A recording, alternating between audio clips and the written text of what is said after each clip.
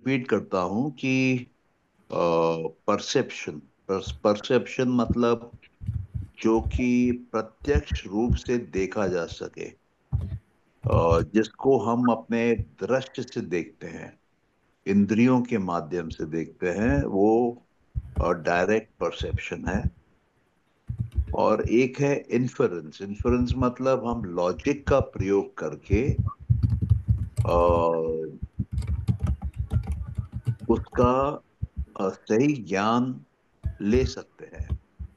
मतलब लॉजिक के प्रयोग से हम समझ सकते हैं कि जो भी घटना है, जो भी देखा जा रहा है, वो सही ज्ञान है कि उसमें कुछ गलत है, उसमें कुछ फॉल्सहुड है।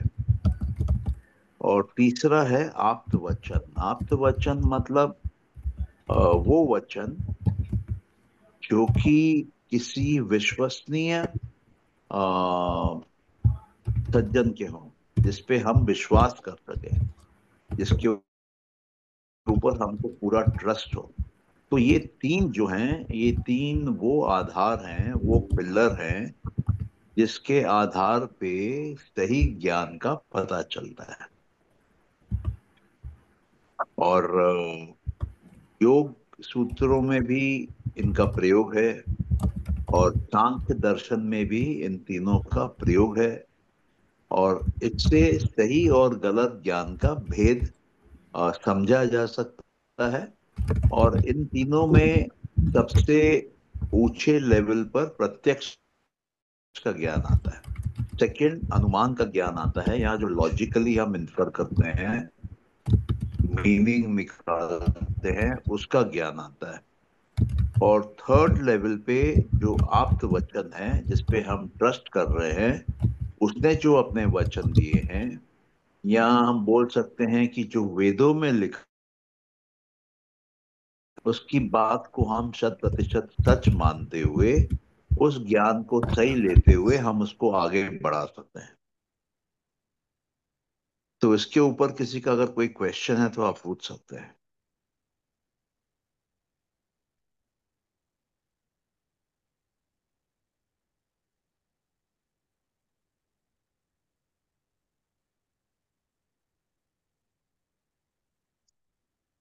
किसी का कोई क्वेश्चन नहीं है? ये जो आप तो वचन बोलते हैं इसमें क्या क्या आता है? खाली वेद आता है कि क्या आता है? वेद, सांख्य, ये सारे दर्शन से आते हैं? अ, नहीं, दोबारा पूछिए, वेद के अलावा क्या बोले आप? ये सारे दर्शन जो है, षड दर्शन जिसको बोलते हैं, वो सब आते हैं? और हुआ। क्या क्या आता है? और जो नहीं मानते हैं ईश्वर की सत्ता, जैसे बुद्ध और जैन, वो भी आते हैं?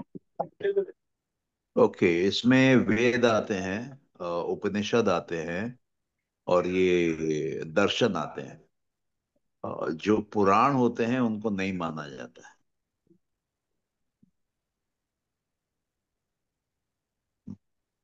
अब ठीक। मैं आपको एक एग्जांपल देता हूँ। जैसे सिख धर्म में अ, जो गुरु ग्रंथ साहब है, उसको आप आप्तवचन बोल सकते हैं या आगामा बोल सकते हैं। लेकिन अ, गुरु गोविंद सिंह की एक और ग्रंथ लिखी हुई है, जिसको दशम ग्रंथ बोलते हैं। तो उस दशम ग्रंथ को गुरु ग्रंथ साहब के समान दर्जा दिया हुआ नहीं है। तो उसको हम उतना ऑथेंटिक या उतना अथॉरिटी वाला नहीं मानते, जबकि वो भी 10वें गुरु ने लिखा है। और गुरु ग्रंथ साहब को की स्थापना भी गुरु गोविंद सिंह जी ने, जो कि 10वें गुरु थे, उन्होंने किया है। बट फिर भी डिफरेंस है दोनों शास्त्रों के बीच में। तो उसी प्रकार से जब आप बेसिक शास्त्र को मानते हैं, जो कि रिवील्ड नॉलेज जिसको कहा जाता है, जो नॉलेज प्रकट हुआ है, जो प्रज्ञा के रूप में आया है, उसका लेवल हाई होता है। और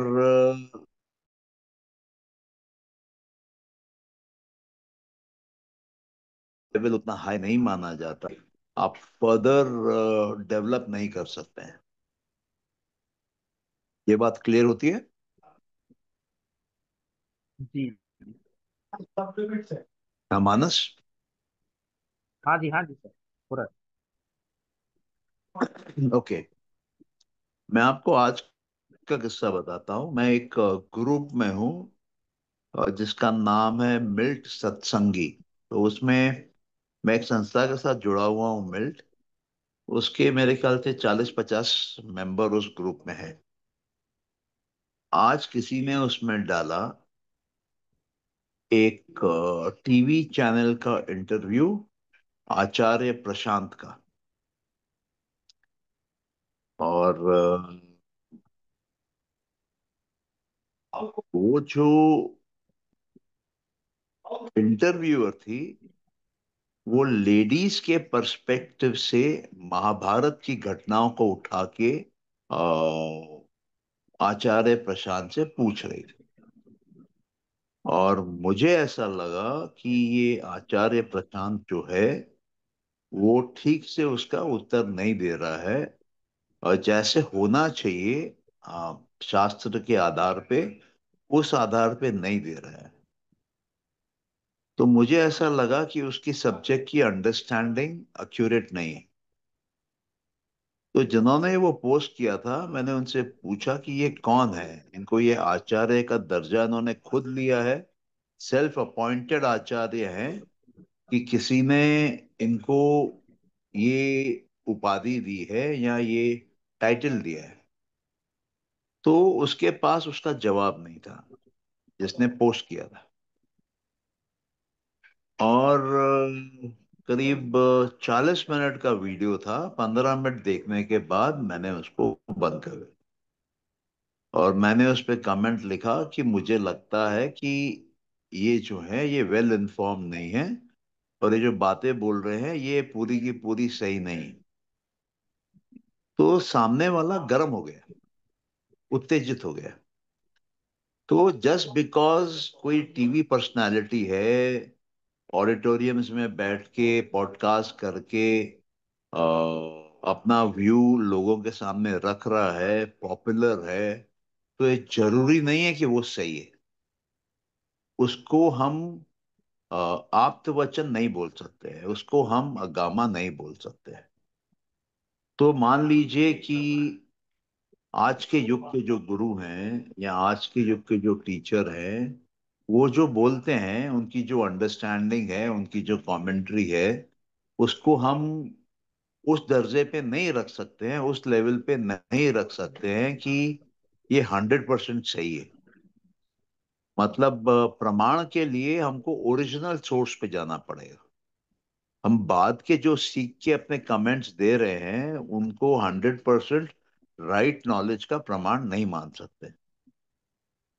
तो ऐसा करने से क्या होता है कि उस स्क्रिप्चर की प्योरिटी मेंटेन होती है, और आपको बार बार वापस सोर्स पे जाना पड़ता है।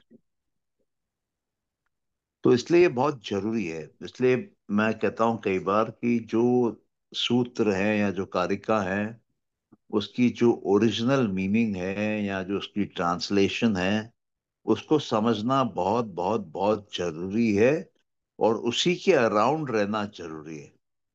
जब आप उसके अराउंड रहने लगेंगे तो उसके अंदर के लेयर्स खुलने लगते हैं। आपका जब ध्यान उसी पे रहेगा तो उसके अंदर से इंसाइट आएंगे, अंदर से उसकी प्रज्ञा निकलेगी, और वो जो डीपर अंडरस्टैंडिंग आएगा वो आपको जीवन में बहुत आगे ले जा सकता है। तो इसलिए ये बहुत जरूरी है कि हम ओरिजिनल शास्त्र पे जाएं और उसका ओरिजिनल ट्रांसलेशन पढ़ें, और उसी पे ध्यान करें या उसी पे अध्ययन करें, ताकि हम उसके और गहराई में अंदर उतर सकें। तब हमको जो नॉलेज आएगी वो डीप लेवल की आएगी। और हो सकता है कि जिस टीचर से आप सीख रहे हैं उससे भी बेहतर आपको समझ में आने लगेगा, आपका ज्ञान और ऊपर जाने लगेगा।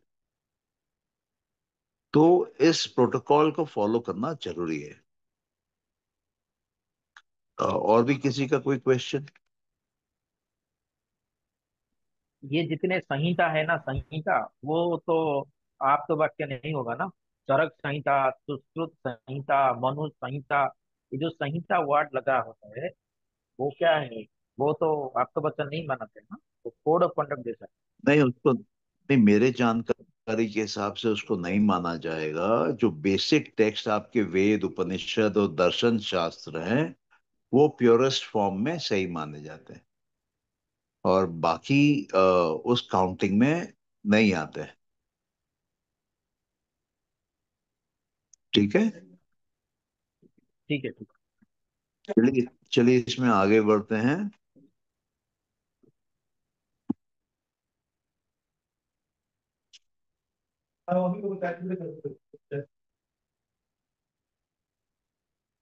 ये कहते हैं कि प्रमाण जो हैं वो तीन ही प्रकार के प्रमाण होते हैं। एक, परसेप्शन, मतलब जो हम प्रत्यक्ष रूप से इंद्रियों के द्वारा देख रहे हैं। दूसरा होता है इन्फरेंस, जो हम लॉजिक का प्रयोग करके ये मीनिंग निकालते हैं। और तीसरा वैलिड टेस्टिमनी, जो किसी जानकार आदमी का ओपिनियन है, उसको हम सही मानते हैं। अच्छा, फिर इसमें ये भी कहा जाता है कि इन तीन प्रमाणों को अगर हम फिलॉसफी में बांधते हैं, तो इससे जो साधारण जनसंख्या है, ये जो साधारण लोग हैं, उनको बहुत ज्यादा लाभ उससे मिलता है। और जनरली जो आप देखेंगे कि जो योगियों का ज्ञान होता है, वो साधारण लोगों के जीवन में उतना काम का नहीं होता है। और जो इंद्रियों से देखा जाता है, वो साधारण आदमी भी देख सकता है। तो वो प्रमाण जो साधारण आदमी के भी काम आए और योगी के भी काम आए, वो सर्वोच्च लेवल का ज्ञान है और सही ज्ञान है। और वो ज्ञान जो सिर्फ योगियों को मिले, साधारण लोगों को नहीं मिले, वो ज्ञान लास्ट डिग्री का ज्ञान है, लास्ट इम्पोर्टेंस का ज्ञान माना जाता है उसको।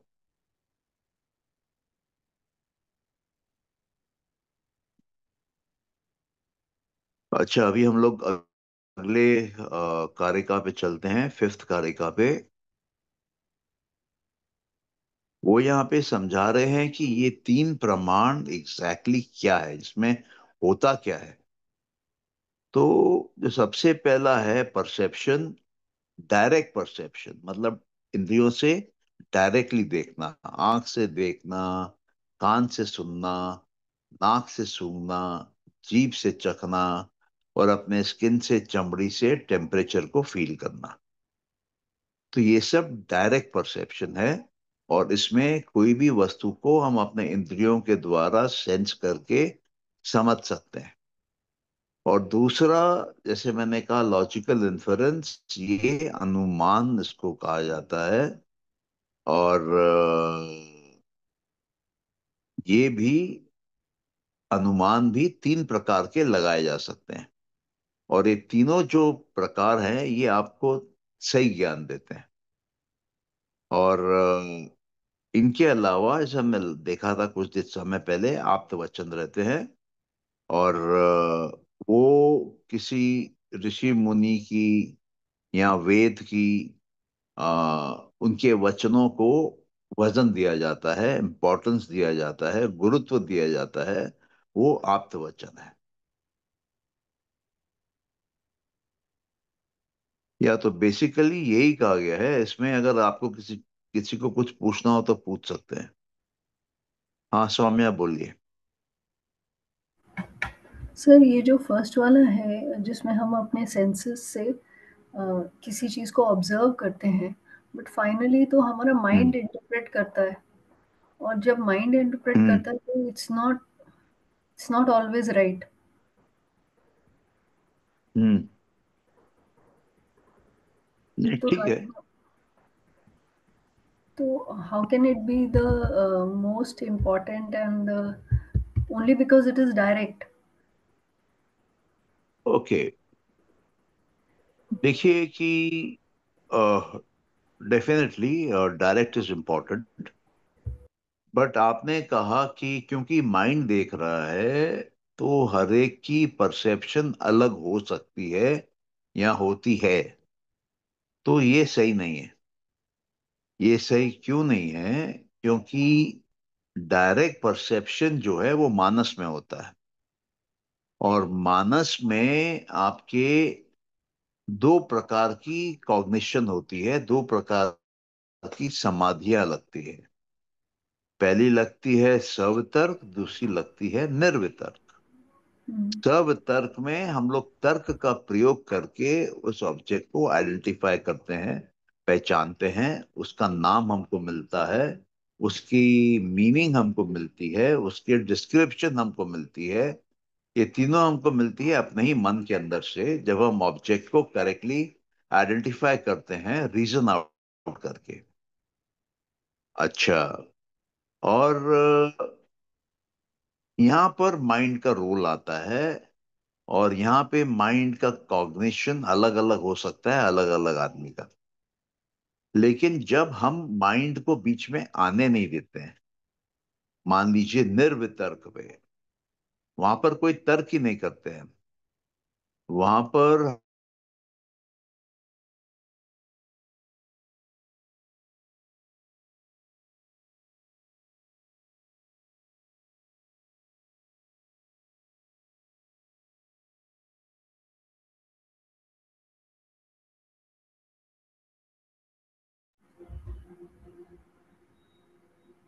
हम आपकी आवाज आनी बंद हो गई थी। जो ऑब्जेक्ट को देख, तब क्या होता है कि हमारी आंख उस ऑब्जेक्ट को आंख के लेवल पे ही देखती है, उसकी मीनिंग नहीं निकालती है। तो वो प्योरेस्ट फॉर्म ऑफ ऑब्जर्वेशन है। जब हम कोई मीनिंग नहीं निकाल रहे हैं तो हम सबको वो वस्तु वैसे की वैसी दिखेगी, और जब हम मीनिंग निकालने लगेंगे तो वो शब्दों से मीनिंग निकालेंगे, या वो मीनिंग अपने आप वहां आ जाएगी। तो वहां पर वो सब तर्क हो जाता है। निर्वितर्क में माइंड का पोर्शन, माइंड का इलाका प्रयोग में ही नहीं आता है। हम सेंसरी लेवल पे ऑब्जेक्ट को देख के वहीं रोक लेते हैं, और माइंड में कोई इंप्रेशन उसका क्रिएट करने नहीं देते। तो वो निर्वितर्क है, और क्योंकि वो निर्वितर्क है तो वो हमेशा सेम रहेगी हर एक के लिए। इसलिए जब हम डायरेक्ट परसेप्शन की बात करते हैं तो हम निर्वितर्क समाधि की बात कर रहे हैं। ये भी क्लियर हुआ आपको? हाँ हाँ। सौम्या। Okay sir. ठीक है, आगे बढ़े इसमें। हाँ जी सर।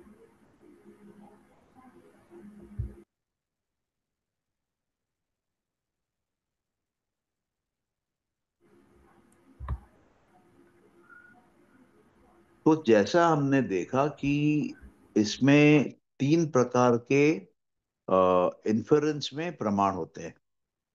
तीन तीन सब सेक्शन बोल लीजिए, या तीन क्लासिफिकेशन बोल लीजिए, या तीन कैटेगरी बोल लीजिए।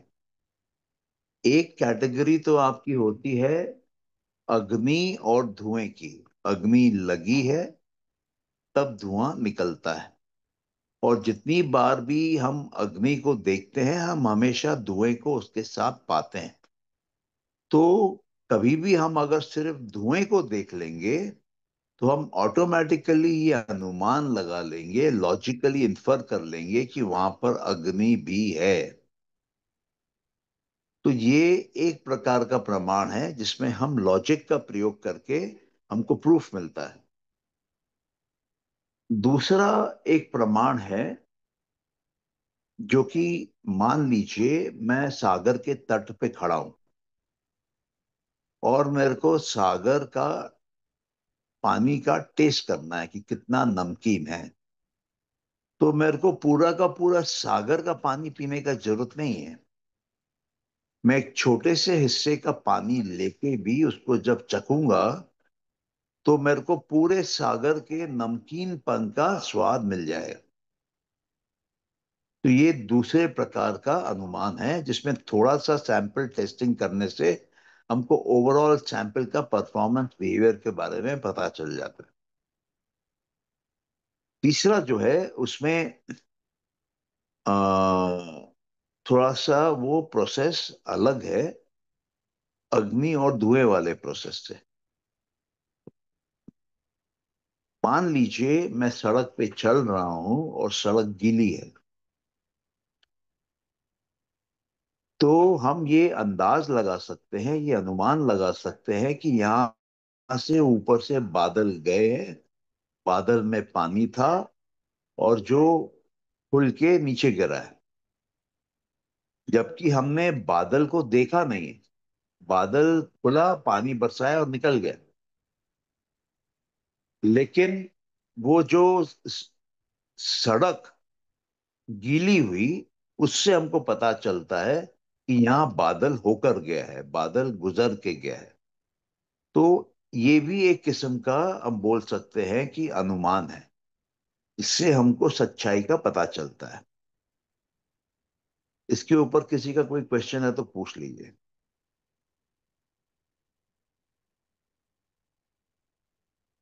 सबको क्लियर है ये? हाँ जी सर। ओके, आगे बढ़ते हैं।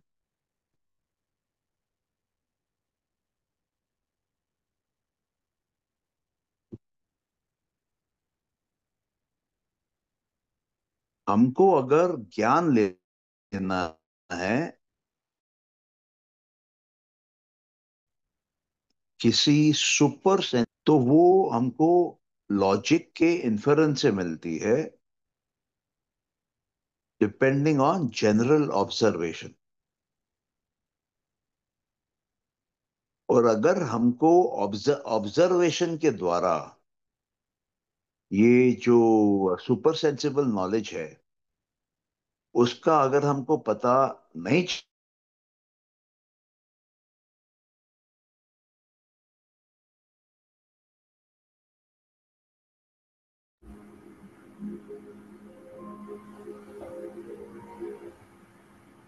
सर आपकी आवाज नहीं आ रही।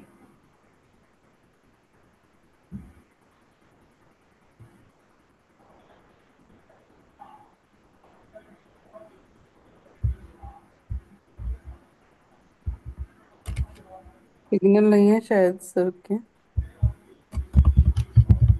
आपको भी नहीं आ रही ना? नहीं, मुझे भी नहीं आ रही। नेट इशू हो रहा है सर के अभी उसमें। बाकी लोगों को आ रही है। उनको बोल के नहीं, चैट में लिखना पड़ेगा। हम्म। आप लिखते मुझे नहीं आता सर।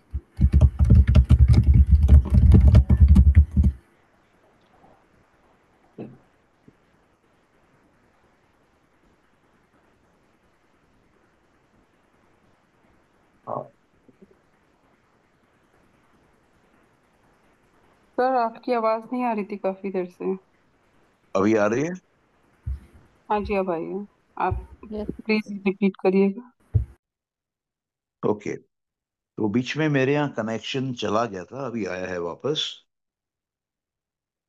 तो कुछ चीजें होती हैं जो कि बोल सकते हैं हम कि बहुत ज्यादा सुपर सेंसिबल होती हैं। मतलब इंद्रियों के स्केल पे वो बहुत ज्यादा सूक्ष्म होती है।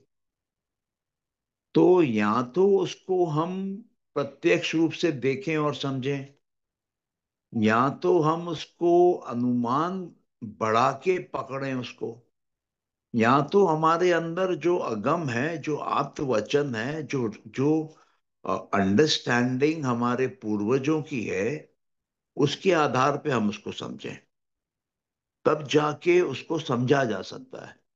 मतलब कोई चीज जो अति सूक्ष्म है उसके बारे में भी जानकारी ली जा सकती है। जैसे हमको मूल प्रकृति की जानकारी कैसे मिलती है? मूल प्रकृति की जानकारी हमको प्रकृति के अंदर से मिलती है, हमको मानस और बाकी इंद्रियों के माध्यम से मिलती है। तो ये समझना बहुत जरूरी है कि हम मानव जो हैं हम वो चीजें जो कि हम नॉर्मली नहीं देख पाते हैं, नहीं सुन पाते हैं, उसको भी हम देख सकते हैं, सुन सकते हैं। उसका भी एक तरीका है। ये आप लोगों को समझ में आ रहा है? सर वो तो सेम ही तरीका हुआ ना, जो पहले वाली चीजों के लिए था, तो ये सटल चीजों के लिए भी सेम ही 3 हो गए। हाँ, क्योंकि चाहे चीज सटल हो या ग्रॉस हो, हम लोग को सही ज्ञान चाहिए। और सही ज्ञान के 3 ही मार्ग हैं। ओके। या और किसी का कोई क्वेश्चन?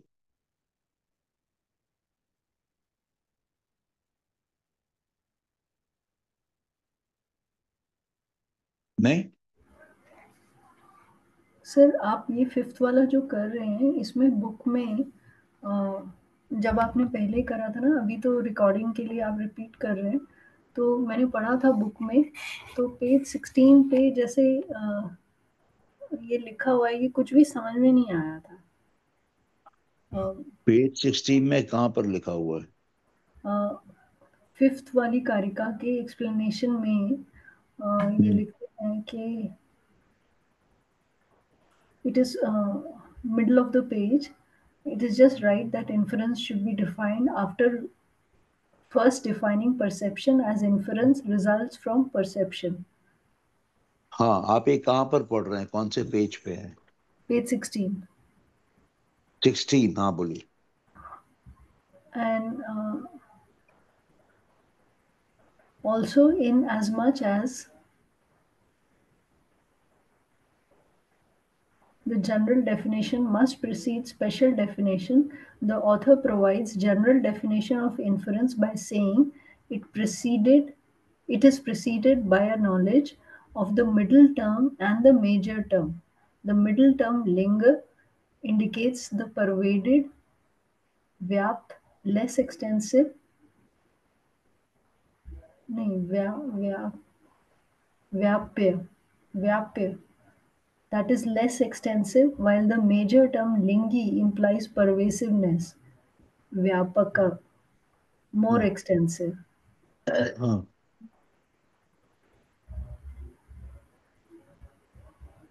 ये पूरा ही समझ में नहीं आ रहा था सर। अब ये थोड़ा सा कॉम्प्लिकेटेड है। और इसका समझना फुल डेप्थ में उतना जरूरी भी नहीं है, ओके। क्योंकि हम जो 25 तत्वज हैं उसको हम कर चुके हैं, समझ रहे हैं। उनका इंटर रिलेशन हम समझते हैं, जानते हैं। इसलिए इसके उतने डेप्थ में जाने की जरूरत नहीं है। फिर भी मैं कोशिश करके आपको बताता हूँ।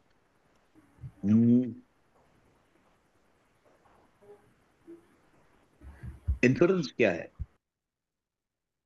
इन्फ्रेंस किसी फैक्ट के आधार पे है, किसी लॉजिकल फैक्ट के आधार पे है। तो लॉजिकल फैक्ट क्या है? लॉजिकल फैक्ट ये है कि अग्नि होने पे ही धुआं निकलता है। बिना अग्नि के धुआं निकल नहीं सकता है। कहते हैं ना, wherever there is fire there will be smoke, there cannot be smoke without fire. तो ये उसी बात को समझा रहा है कि इन्फरेंस जो है, लॉजिक से पता लगाना, बोलना कि ये सही ज्ञान है, वो तभी सही है जब वो प्रत्यक्ष रूप से हो। उसके बाद उसी से हम इन्फर कर सकते हैं। अगर प्रत्यक्ष रूप से ही नहीं है तो आप कहां से इन्फर करेंगे?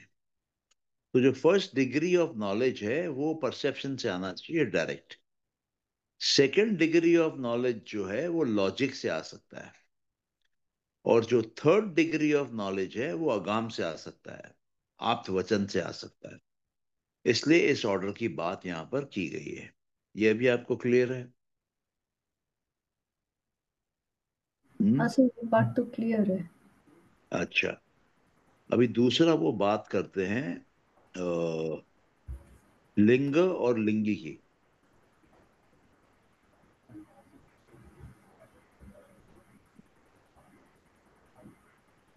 तो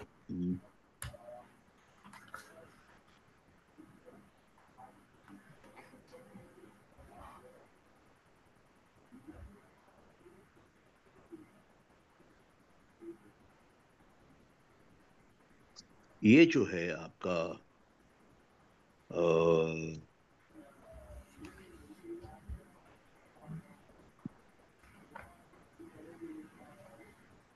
मिडिल टर्म और मेजर टर्म, मतलब मिडिल टर्म जो है वो लिंग है और मेजर टर्म जो है वो लिंगी है।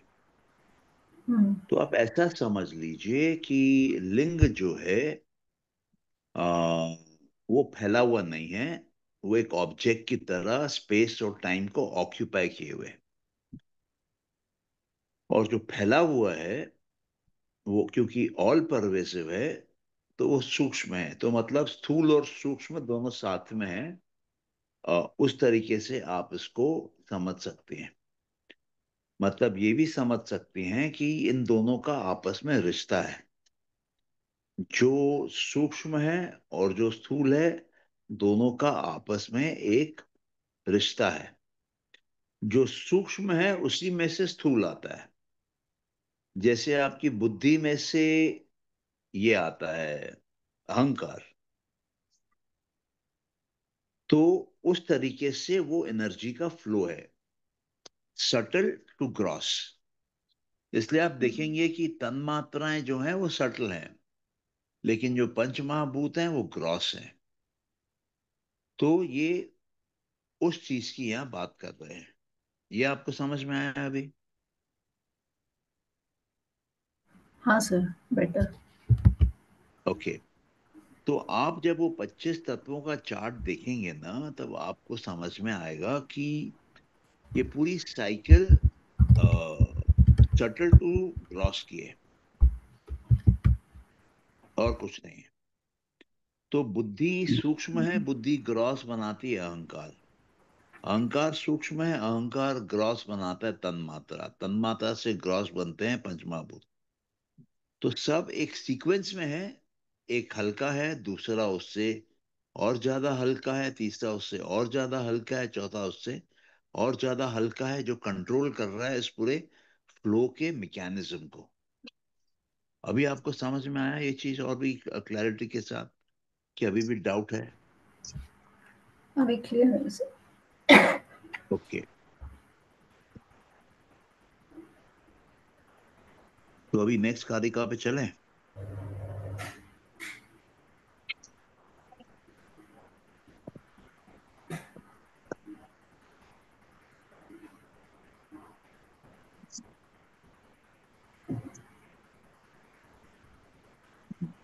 नेक्स्ट हमने वो सुपर सेंसिबल वाला देखा था कि जो अति सूक्ष्म है उसको भी हमारा जो बॉडी है, शरीर का बॉडी, ग्रॉस बॉडी या स्थूल बॉडी, ये सूक्ष्म बॉडी, उन सबको पहले हम प्रत्यक्ष से पकड़ सकते हैं, नहीं पकड़ पाते हैं तो अनुमान से पकड़ सकते हैं, नहीं पकड़ पाते हैं तो अगम से, आप्त वचन से उसको पकड़ा जाता है। ये क्लियर है?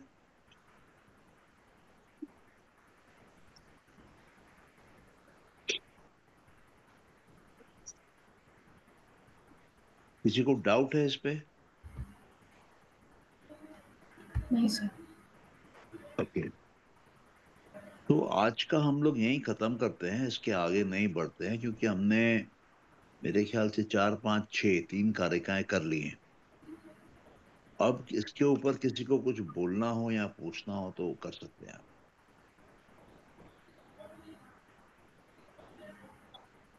या आपके सांख्य को लेके कुछ जनरल सवाल है तो आप पूछ सकते हैं।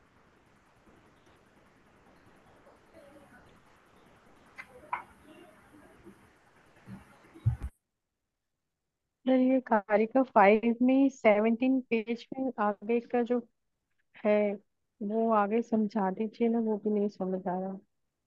कौन सा वाला?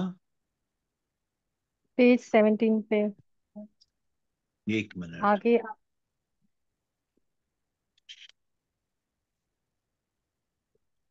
पेज 17 पे कहाँ वाला? The author by saying inference is declared to the three kinds. हाँ, ये जो अनुमान है ये 3 प्रकार का होता है। और जैसे मैंने पहले बताया, एक वो टाइप का होता है जिसमें कि अग्नि लगी है और उसमें धुआं निकल रहा है।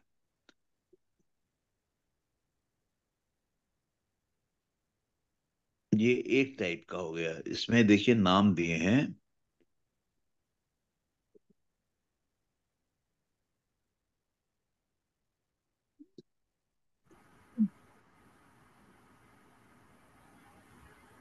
एक है न्याय। पूर्ववत, पूर्व। एक है शेषवत, और एक है सामान्यता दृष्टा। तो सामान्यता दृष्टा मतलब जनरल ऑब्जर्वेशन, जो मैंने एग्जाम्पल आपको बताया समुद्र वाला। और एक आदमी जाके वहां से समुद्र से पानी भर के आए, तो वो पानी को चख के उसको पूरे समुद्र का स्वाद क्या है पानी का वो मालूम चल जाता है। उसको पूरा समुद्र पीने की जरूरत नहीं है, थोड़े में से उसको मालूम चल जाता है। जैसे एक एग्जाम्पल काफी देते हैं कि एक फैमिली अगर मान लो उसकी जो हाउस वाइफ है या माँ है वो चावल बना रही है, तो चावल के एक दाने को छू के या दो दो तीन दाने को एक साथ उठा के छू के उसको पूरा चावल का आइडिया लग जाता है कि पूरा बना है कि नहीं बना है, कच्चा है कि पक्का है। पूरी जानकारी उसको मिल जाती है। तो यहाँ पे एक एक किस्म से उसी तरह की बात है। अच्छा, तो ये है आपका लास्ट वाला। पहला वाला है पूर्व। पूर्ववत। हाँ, तो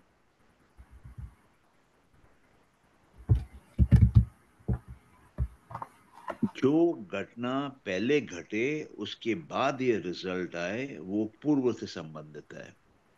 तो जैसे हम अग्नि और उसकी बात कर रहे थे, क्या नाम है, धुएं की। तो अग्नि होगी तभी धुआं होगा, अग्नि नहीं होगी तो धुआं नहीं होगा।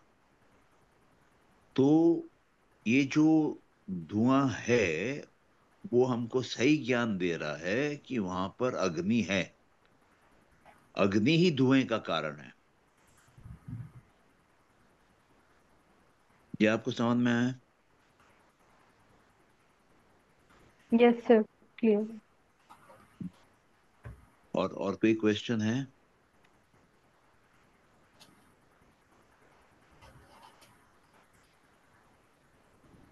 देखिए, हम लोग जो कर रहे हैं ना, हमको उससे उतना डिटेल में जाने की जरूरत नहीं है। बट बेसिकली ये मान के चलिए कि प्रमाण जो 3 टाइप के हैं, एक जो है आज वो फल है किसी प्रीवियस एक्शन का। एक जो है वो सैंपल है पूरे का। और एक जो है वो अ, जो जो दिक्कत आई है वो कारण है उसके पहले कुछ होने का। तो तीनों को अलग टाइम जोन में रखा गया है और तीनों का अलग फंक्शनैलिटी है। लेकिन हम लोग को इसको इतना डेप्थ में पढ़ने की जरूरत नहीं है। हमको सिंपल सिंपल जो कारिकाएं हैं उनकी जो सिंपल मीनिंग्स हैं उनको पकड़ के चलना है। जितना हम हल्का ट्रैवल करेंगे उतना हमारे लिए अच्छा है। ये आप लोगों को बात समझ में आ रही है कि जितना हल्का ट्रैवल करेंगे उतना हमारे लिए ये स्पिरिचुअल जर्नी अच्छी है? हाँ जी। ओके। हम्म, तो फिर आज यहीं पर ही रेस्ट करते हैं, विराम करते हैं। आप में से किसी का कोई प्रश्न हो तो पूछ लीजिए। तो गीता में जो सांख्य दिया है वो इसी का रिपीट है क्या? नहीं, मेरे को कंप्लीटली सुनाई नहीं दिया। गीता में जो सांख्य बोला क्या? हाँ, वो इसी का रिपीट है, मतलब इसी का ये है, वो चाहे मतलब ये बोले या किसी दूसरे से बोले वो। नहीं, मैंने उसको पढ़ा नहीं है। बट जो मैं समझा हूं कि अ, कई लोग जो सांख्य कहते हैं सेकंड चैप्टर में है, उसको हाँ वही सेकंड चैप्टर। मानते हैं, उसको वही सांख्य मानते हैं जो कि कपिल मुनि ने कराया है। ठीक है। जी जी। ओके। और सर कुछ? सर अभी जो आपने 3 चीज़ें बोली, एक सैंपल, एक कारण और फर्स्ट वाला क्या बोला था? देखिए इसमें रिजल्ट। एक है कि पूर्व कारण से होता है, एक है कि शेष कारण से होता है, और एक है कि सामान्य कारण से होता है। तो जैसे मैंने पहले आपको कहा था कि अग्नि से धुआं होता है, ये फॉरवर्ड मूविंग है। एक मैंने आपसे कहा कि बैकवर्ड मूविंग भी होता है कि अ, हमने देखी सड़क गीली है तो हमको समझ में आया कि यहाँ बारिश करी है, जबकि हमने बादल नहीं देखा है, हमने सिर्फ अपना दोस्त का हाथ देखा है, ठंडा हाथ देखा है। तो एक अनुमान होता है जहां पे सब्जेक्ट आगे की तरफ होता है, एक अनुमान होता है जहां सब्जेक्ट पीछे की तरफ होता है, और एक होता है जहां वो कॉमन होता है, जैसे वो समुद्र वाला हम लोग देखे। तो ये 3 तरह के प्रमाण होते हैं। ठीक है।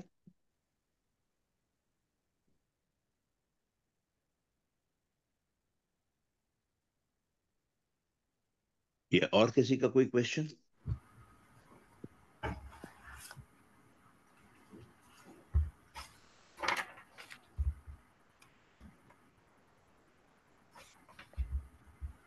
नहीं? नहीं सर, अभी तो तो नहीं। आज का यहीं क्लोज करें। Yes sir, thank you sir. चलिए, चलिए फिर, थैंक थैंक यू। हाँ, थैंक यू सर। वेलकम।